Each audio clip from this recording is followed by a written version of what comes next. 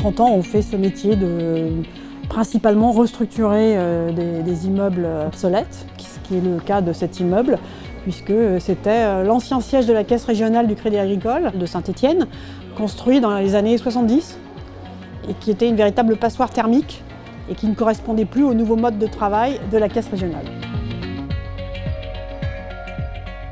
Ce qu'il faut au départ, c'est déjà comprendre ce que l'architecte a dans la tête. Quand un architecte se lance sur un projet de ce type-là, il a une idée forcément. Nous, il faut essayer de comprendre là où il veut aller, et à partir de là, par la technique, on va dans sa direction. L'idée, c'était bien sûr d'avoir des façades, une enveloppe qui soit la plus performante possible.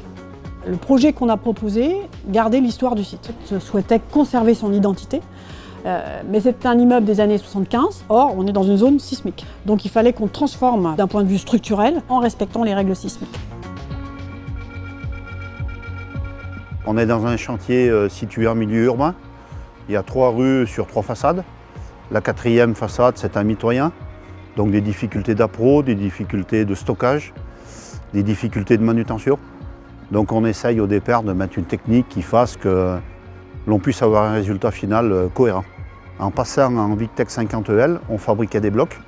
Et dans ces blocs, nous montions les couteaux qui permettaient après de pouvoir poser les coursives. Ce qui fait dans la pose du bâtiment, nous avons travaillé par niveau. Et les contraintes C plus D ont aussi fait pencher la balance vers la Victech 50L. En atelier, on partait avec un produit fini. Quand le cadre était posé, il était hors d'air, hors d'eau.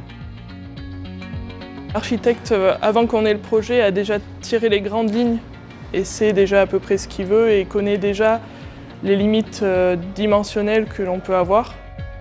On a 2 grands types de façades qui contrastent, à la fois dans les matériaux et dans les textures. Cette façade que vous voyez ici qui est en bronze, et là c'était un petit clin d'œil à l'histoire industrielle de Saint-Étienne. Ça a été décliné sous 3 formes. Donc au rez-de-chaussée, on a un mur rideau gris type classique avec des capots verticaux et horizontaux classiques.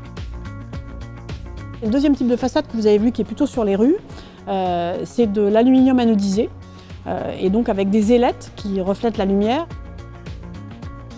Et dans les étages supérieurs, on a un mur rideau qui est lisse en façade extérieure avec des capots plats en partie horizontale et des joints sapins en partie verticale. Ces 2 façades contrastent entre cet octogone qui est devenu un cylindre et les façades extérieures qui, elles, reflètent la lumière et qui sont finalement assez simples dans la finition parce que c'est de l'aluminium anodisé.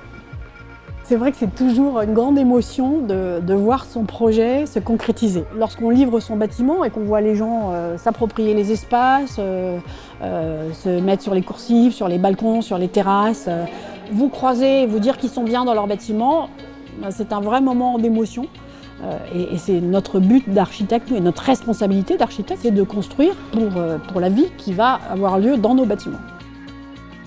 On est content du résultat, quoi. C'est une belle image autant pour la personne qui l'a suivi que pour notre entreprise. Au final, on sort un joli bâtiment qui donne une belle image de ce qu'on sait faire. C'est une certaine fierté de faire un chantier de cette typologie-là. Il y a eu une bonne collaboration avec l'architecte au niveau des études. Il y a eu une bonne collaboration avec le bureau d'études façade. Franchement, je crois que le choix de l'archi était vraiment respecté.